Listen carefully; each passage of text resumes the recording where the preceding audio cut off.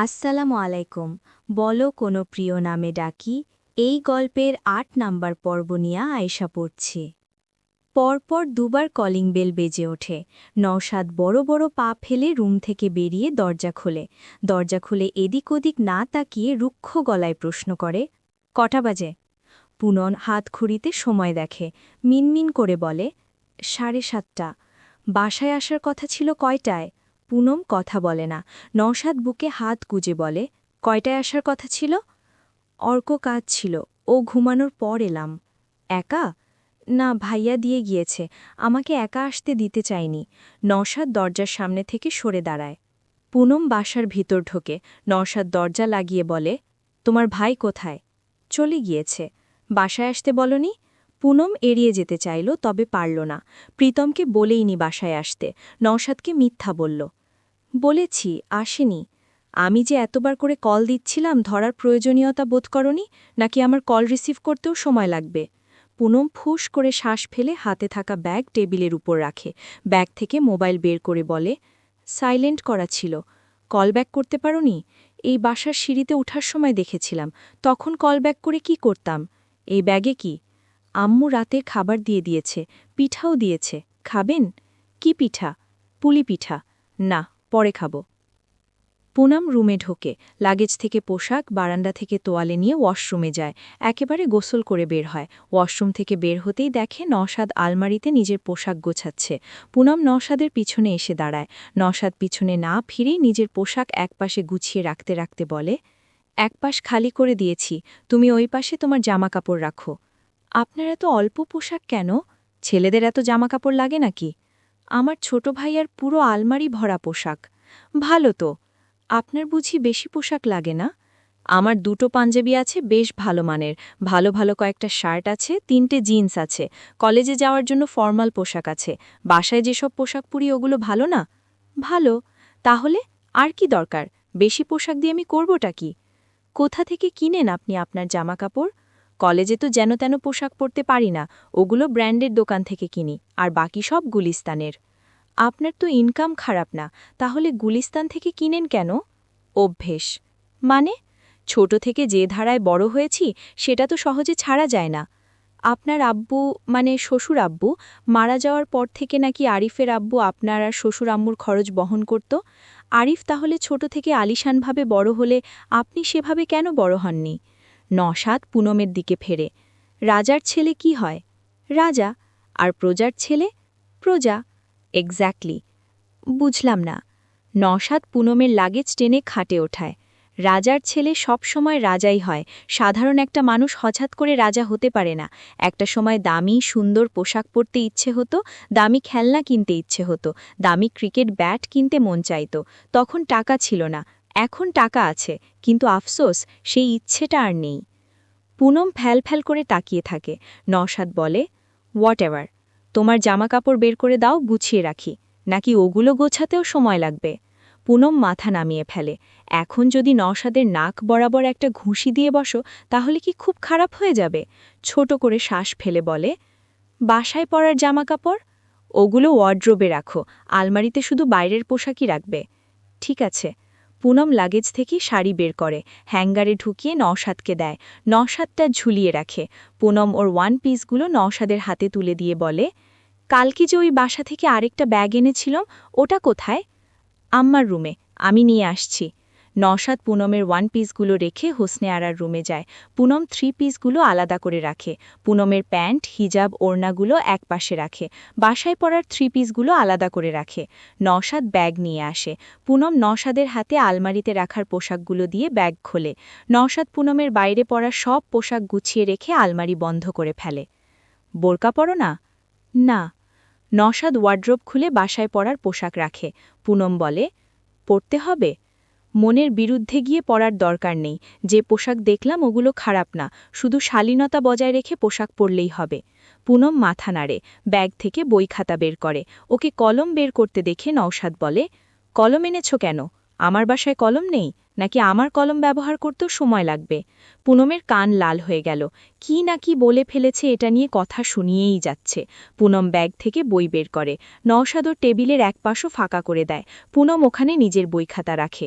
নওশাদ বুকে হাত গুজে বলে, এত কম বই কেন? এমনই অল্প বই আমার। তুমি জানো, আনফর্চুনেটলি তোমার আর আমার সাবজেক্ট সেম। পুনমের চোখ বড় বড় হয়ে যায়। নওশাদ বলে, এত বাতেলা মেরেছ, পড়াশোনা করে চাকরি পেয়ে আমার টাকা শোধ করে দিবে, ব্লা ব্লা ব্লা। বই তো নেই, পড়াশোনা করবে কি করে? বই কিনি নেয় এখনও, কিনবো আর কি। এত সিরিয়াসলি নেওয়ার কি আছে? কেন, বই কিনতেও কি সময় লাগে? পুনম এবার রেগে যায়। ফোঁসফোঁস করে শ্বাস ফেলে বলে, আল্লাহ, কি একটা বলেছিলাম তাই নিয়ে কি যা তা করছেন? সব কথায় ওটা বলা লাগবে? নওশাদ মনে মনে ভীষণ মজা পেল। কোনটা? আপনি বুঝেন না কোনটা? না। পুনম ফোঁসফোঁস করে শ্বাস ফেলতে থাকে। নওশাদ পকেটে হাত গুজে বলে, বললে না তো কোনটা? এই যে সময় লাগবে কথাটার। Nice nickname. নওশাদ ড্রেসিং টেবিলের সামনে যায়। ড্রয়ার থেকে একটা ছোট্ট বক্স বের করে। পুনমের মুখোমুখি এসে দাঁড়ায়। বউকে দেওয়ার জন্য একটা আংটি কিনেছিলাম। যেহেতু তোমাকে বিয়ে করেছি এবং তোমার সংসার করার ইচ্ছে আছে, সেহেতু আমি কি পরিয়ে দিতে পারি, নাকি সেটার জন্যও সময় লাগবে? পুনম নওশাদের হাত থেকে বক্সটা কেড়ে নেয়। তেজ দেখিয়ে বলে, না, পারেন না। বলে আংটিটা বের করে। নিজে পড়বে বলে ঠিকও করে। তারপর মনে হলো নওশাদের হাত থেকে না পড়লে বিষয়টা বড় অন্যায় হয়ে যাবে। আংটি বের করে নওশাদের দিকে হাত বাড়িয়ে বলে, পরিয়ে দিন। নওশাদ ঠোঁট বাঁকিয়ে হাসে। আংটিটা পরিয়ে দিল। নওশাদের ইচ্ছে হলো আংটি পরিয়ে দেওয়ার পর হাতে ঠোঁট ছোঁয়াতে। পুনমেরও ক্ষণিকের জন্য মনে হলো ফিল্মি ওয়েতে আংটি পরিয়ে নওশাদ যদি চুমু খেত। তবে ওদের মধ্যে অনেক দূরত্ব। এখনও এতটা কাছাকাছি আসার মতো সহজ ওরা হয়ে উঠতে পারেনি। নওশাদ পুনমের হাত ছেড়ে দেয়। ছোট করে শ্বাস ফেলে বলে, কি এনেছ বাসা থেকে? তেহারি।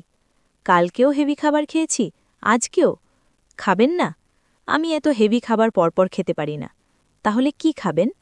তুমি কি খাবে? পিৎজা খাবো। এটা কি লাইট খাবার? এটাও তো হেভি খাবার। ও হ্যাঁ, আচ্ছা আপনি কি খাবেন? তোমাকে পিৎজা কালকে খাওয়াবো। বাসায় ইস্ট নেই, চিকেন নেই।